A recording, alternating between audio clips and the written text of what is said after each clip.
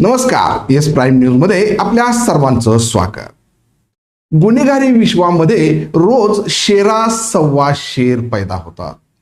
त्यामुळे आज ज्यांनी घाव घातलेत उद्या त्यांच्यावरच घाव पडतात. हा निसर्गाचा नियम आहे. असंच काहीसं घडलंय कात्रजच्या बोगद्याबाहेर. तब्बल 23 वर्षांनी आपल्या बापाच्या खुनाचा बदला पोटच्या पोरांनी घेतलाय.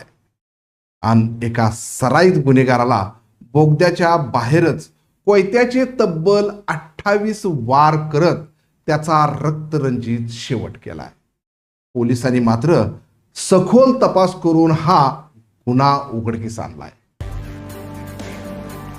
पुण्याचा कात्रज बोगदा म्हटलं की प्रत्येकाला निसर्गाचं कुतूहल असतं, पण याच बोगद्याबाहेर एक रक्तरंजित खुनाचा थरार घडलाय.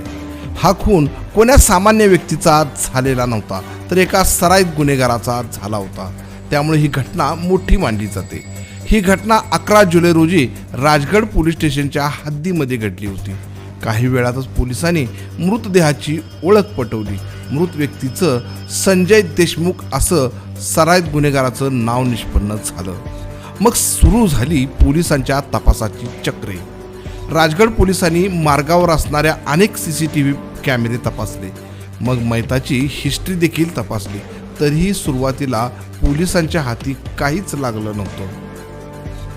एका CCTV फुटेजमध्ये मात्र संशयितरित्या 4 जण जात असल्याचं दिसून आलं. पोलिसांनी त्या 4 ट्रेस करत त्यांचे मोबाईल लोकेशन देखील ट्रेस केले. तेव्हा हे 4 जण घटनेवेळी घटनास्थळावरच असल्याचं आढळून आलं. मग राजगड पोलिसांनी यातील एक आरोपीला ओळखले आणि त्याला ताब्यात घेतले. त्याला पोलिसी खाक्या दाखवताच त्याने इतर आरोपींची नावे सांगितली. त्यामध्ये मंथन दिनेश वैद्य वय 24 हा प्रमुख आरोपी असल्याचं निष्पन्न झालं. तर सौरभ परदेशी, मिझान शेख आणि संदीप कोरी हे 3 जण त्याचे साथीदार असल्याचं समोर आलं. या 4ही आरोपींना अटक करण्यात आली.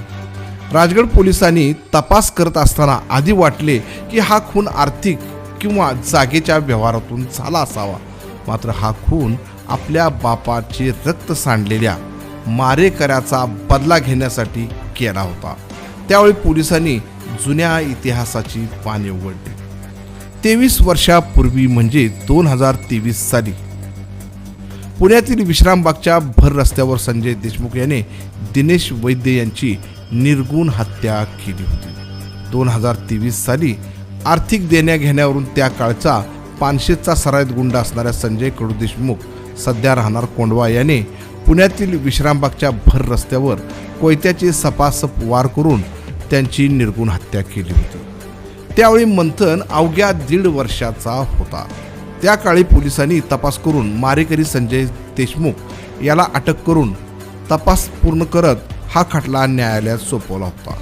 पण मारेकरी संजय देशमुख याला 3 वर्षांनी जामीन मिळाला आणि तो त्यातून निर्दोष मुक्त झाला होता. पण ही सर मंथन वैद्यच्या संपूर्ण कुटुंबाला आणि खास करून आईला टोचत होती. त्यामुळे घरामध्ये नेहमी चर्चा संजय देशमुख या मारेकऱ्याची होत होती आणि ही चर्चा मंथनच्या हृदयात घर करून राहिली. मंथन शिकत शिकत मोठा झाला, पण त्याचे मन कशातच लागत नव्हते. मात्र या 23 वर्षामध्ये या कुटुंबाला अनेक हालाकीच्या आणि आर्थिक त्रासाला सामोरे जावे लागले आणि या साऱ्या परिस्थितीतून जो घडला तो मंथन घडला. त्याने मागील काही वर्षामध्ये अनेक गुन्ह्यांचा अभ्यास केला, तर अनेक क्राईम स्टोरीज बघितल्या आणि त्यातून कशी हत्या करायची, कुठे गाठायचे आणि कसे वार करायचे याचे धडे घेतले.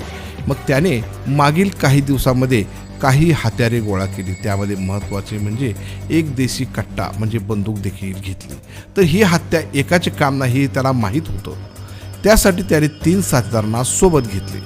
हे साथीदार म्हणजे त्याचे लहानपणापासूनचे जिवलग मित्र होते. या सगळ्यांना त्याच्या वडिलाच्या हत्येची कहाणी माहीत होती. मग त्याचा बदला घेण्यासाठी मंथन वैद्य हा प्रयत्नशील असल्याचं देखील त्यांना माहीत होतं. त्यासाठीच त्यांनी मंथनला साथ देण्याचा निर्णय घेतला. संजय कडू देशमुख या मारेकऱ्याने फक्त दिनेश वैद्य यांचा खून केला नव्हता, तर त्याच्यावर अनेक गुन्हे दाखल होते. तर त्याची पानशेत आणि कोंडवा परिसरात मोठी दहशत देखील होती. त्यामुळे त्याला मारणे एवढे सोपे नव्हते, कारण तो देखील तयारीनिशी बाहेर पडायचा. मात्र वेळ आणि काळ सोबत आले की भल्या भल्यांच्या चिंधड्या उडतात हे नक्की. आणि याच वेळची प्रतीक्षा मंथन वैद्य करत होता. 11 जुलै रोजी मंथन वैद्यला खबर मिळाली की संजय देशमुख हा पुण्याच्या बाहेर गेला असून तो लवकरच कात्रज मार्गे पुण्यात येणार आहे. त्यावेळी लगेच मंथन आणि त्याचे 3 साथीदारांनी कात्रज बोगद्याबाहेर फिल्डिंग लावली, कारण या बोगद्याबाहेर अचानक गाडी आडवी घालणं सोपं जातं. जेव्हा संजय देशमुख याची गाडी बोगद्यामध्ये घुसली तेव्हापासूनच मंथन वैद्यने आपली गाडी पुढे ठेवली आणि बोगदा संपताच मंथन वैद्यने आपली गाडी अचानक आडवी घालून त्याच्या आडवी थांबवली. काही काळाच्या आत चौघांनी गाडी बाहेर येत संजय देशमुख याच्यावर हल्ला करायला सुरुवात केली. आधी बंदुकीने गोळ्या झाडल्या आणि दहशत निर्माण केली. मग त्याला संधी न देता काहींनी कोयत्याचे वार सुरू केले. काही वेळातच संजय देशमुख त्याच्या तोंडावर, नाकावर, छातीवर तब्बल 28 वार करण्यात आले. त्यामुळे त्याचा चेहरा अक्षरशः चेंदामेंदा झाला होता.